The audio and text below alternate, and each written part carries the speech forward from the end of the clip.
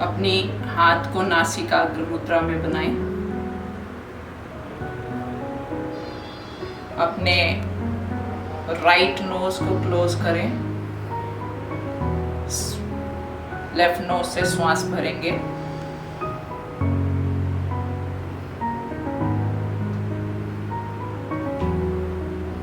Right से धीरे धीरे छोड़ दें। अब राइट से श्वास भरेंगे।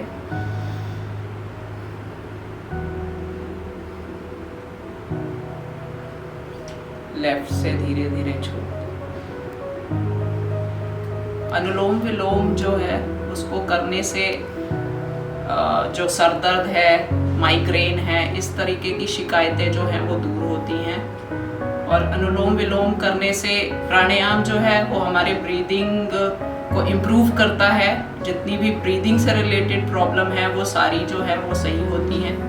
तो अनुलोम विलोम हम काफ़ी फ़ायदेमंद है। इसे हमें अपने दिनचर्या में इंक्लूड करना चाहिए। इसे कोशिश करनी चाहिए डेली कर सकें।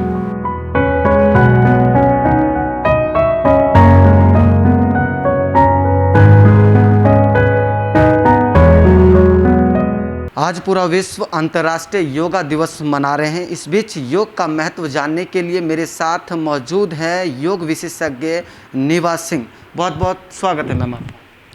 धन्यवाद। मैम, सबसे पहले आपसे जानेंगे कि योग है क्या, आखिरकार इसको क्यों करना चाहिए और इसका महत्व क्या है। मेरे दिमाग में एक ही पंक्ति जो है वो याद आती है, समत्वम योग उच्यते। गीता की यह पंक्ति जो है वो सारगर्भित है और विषय के अनुकूल है। जहाँ सामंजस्य है, जहाँ एकता है, वहाँ योग है। तो योग की जो भूमिका है आज के जीवन में वो बहुत ही महत्वपूर्ण है। कोविड महामारी चल रही है और अभी इंटरनेशनल योग डे भी जो है वो हर जगह मनाया जा रहा है। इसका एक ही कारण है, स्वास्थ्य को बढ़ावा देना। तो स्वास्थ्य के लिए अगर हम योग को अपने जीवन में उतारते हैं, योग हर कोई कर सकता है, क्योंकि कुछ व्यायाम जो होते हैं या फिर हम जिम में जाते हैं तो वो कुछ एज ग्रुप के लिए सीमित होता है, लेकिन योग जो है वो एक छोटा बच्चा भी कर सकता है और एक बड़ा उम्र का व्यक्ति भी कर सकता है। तो ये सभी के लिए सहज है, सभी के लिए सरल है और इसमें जो आसन है वो सभी के लिए बनाए गए हैं और उनके फ़ायदे भी अनेक हैं। जो हम कहते हैं कि 84 लाख योनियाँ होती हैं, तो पतंजलि ने जो महर्षि पतंजलि ने जो 84 आसन का निर्माण करा था, उन 84 आसनों के अलग अलग महत्व हैं और वो हमारे शरीर पर प्रभाव डालते हैं। मानसिक तौर पर भी हमारा विकास करते हैं, शारीरिक तौर पर विकास करते हैं और सबसे बड़ी बात है कि आध्यात्मिक तौर पर भी हमारा विकास होता है। तो योग की भूमिका जो है वो हमारे सर्वांगीण विकास पे वो महत्व देता है। तो योग इसीलिए हमारे लिए बहुत ही ज़्यादा आवश्यक भी है और हमारे लिए महत्वपूर्ण होना चाहिए अगर हमें स्वस्थ रहना है। तो अगर हम कोरोना काल की बात करें आपसे कि योग इस दौरान योगा को जो है बहुत महत्व दिया गया है और लगातार लोग ऑनलाइन क्लासेस योग का ले रहे हैं और लगातार अपने घरेलू उपचार के थ्रू भी जो जिससे साधन हो पाता है वो पूरा करता है योग के प्रति। तो ऐसे में क्या कहना चाहेंगे आप। दवाइयों से तो हम सही हो सकते हैं, मतलब अगर हमें कोई, जैसे हम कोविड के बारे में बात करें तो हम दवाई ले रहे हैं, लेकिन दवाई से हम सही होते हैं। जब हम इम्यूनिटी की बात करते हैं, रोग प्रतिरोधक क्षमता की बात करते हैं, तो उस क्षमता को बढ़ाने के लिए हमें जो आवश्यक है वो योग है। उस योग को करने से हम अपना ऑक्सीजन लेवल भी बढ़ा सकते हैं। हमारे अंदर जो इम्यूनिटी कम हो जाती है एक बीमारी से उठने के बाद, उस इम्यूनिटी पे भी हम वर्क कर सकते हैं, काम कर सकते हैं। तो योग के अंदर ऐसे प्राणायाम हैं, योग के अंदर ऐसे आसन हैं जो आपकी लंग्स कैपेसिटी को बढ़ा सकते हैं, जो आपके अंदर खून का प्रवाह जो है वो अच्छे से संचालित कर सकते हैं। तो इसमें योग का तो बहुत ही बड़ा रोल या भूमिका मानूंगी मैं। और साथ ही मैं ये भी बताना चाहूँगी कि काफ़ी योग केंद्र और प्राकृतिक चिकित्सा केंद्रों को निर्देश दिए गए हैं सरकार की तरफ से कि वे अपने यहाँ पे कोविड सेंटर को ओपन करें और वहाँ पर जो है वो मरीज़ों का इलाज करें। क्योंकि ये इलाज जो है वो लॉन्ग टर्म होगा, दवाइयों का जो इलाज होता है वो शॉर्ट टर्म होता है, लेकिन अगर आप योग की तरफ मुड़ते हैं तो डेफिनेटली आप जड़ से बीमारी को ख़त्म करते हैं। अभी आपने एक वर्ड यूज़ किया ऑक्सीजन। अभी मुझे याद है कोरोना काल के दौरान पूरे देश में ऑक्सीजन की किल्लत बहुत ज़्यादा हो गई थी, तो ऐसे में क्या लगता है आपको कि योग उसका समाधान था?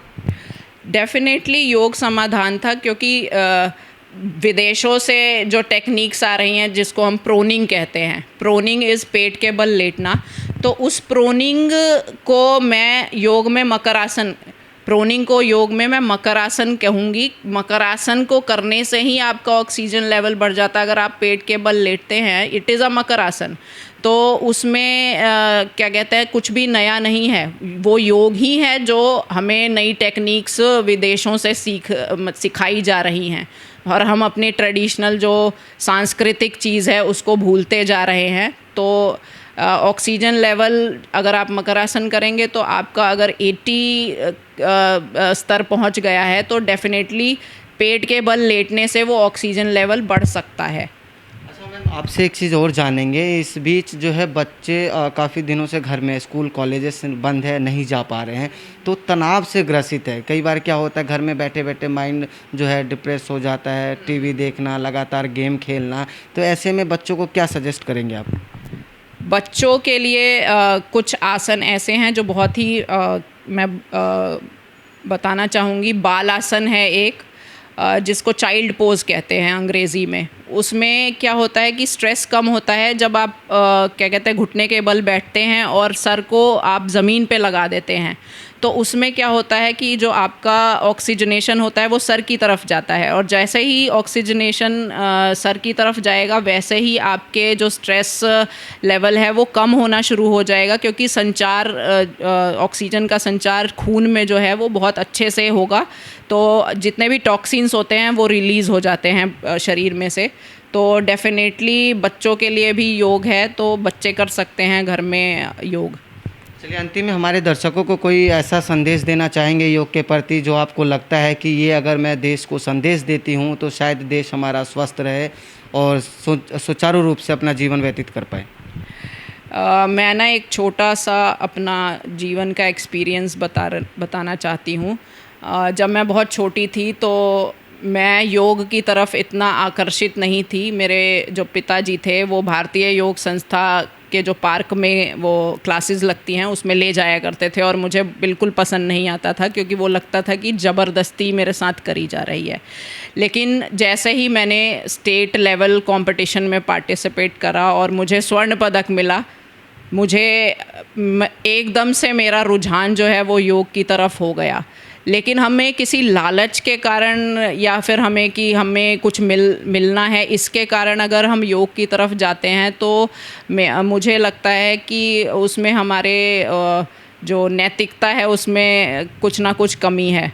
तो योग को हमें अपने स्वास्थ्य के लिए अपने जीवन में उतारना चाहिए। योग कोई दवाई नहीं है, योग जो है वो जीवन जीने की कला है। पूरे जीवन में, पूरे दिन में आप जो है किसी भी पोस्चर में रहें वो योग ही कहलाता है। पुराने जो ऋषि मुनि हुआ करते थे वो उन्होंने पेड़ पौधों, जानवरों, पक्षियों को देखा और आसनों की रचना की। जो प्राणायाम हैं वो उन्होंने ऑब्ज़र्व करा नेचर में जाकर, वहाँ से देखा कि जो भी जीव हैं जो बिल्कुल धीरे धीरे सांस लेते हैं वो जीव जो है वो लंबे समय तक लंबी आयु जीते हैं, जैसे कछुआ।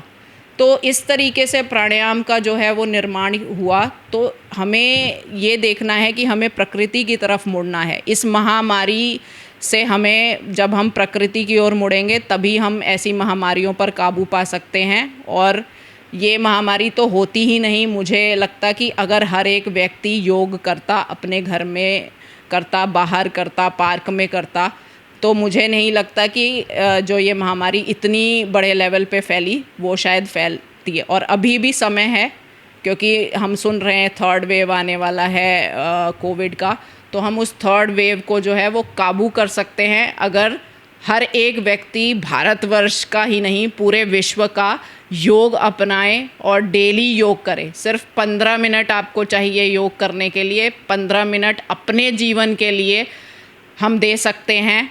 यही मेरा संदेश है स्वास्थ्य के लिए। तो सुना आपने, ये थे मेरे साथ योग विशेषज्ञ निभा सिंह, जिनका साफ तौर पे कहना है कि योग दवाई नहीं है पर योग जीवन जीने का एक कला है।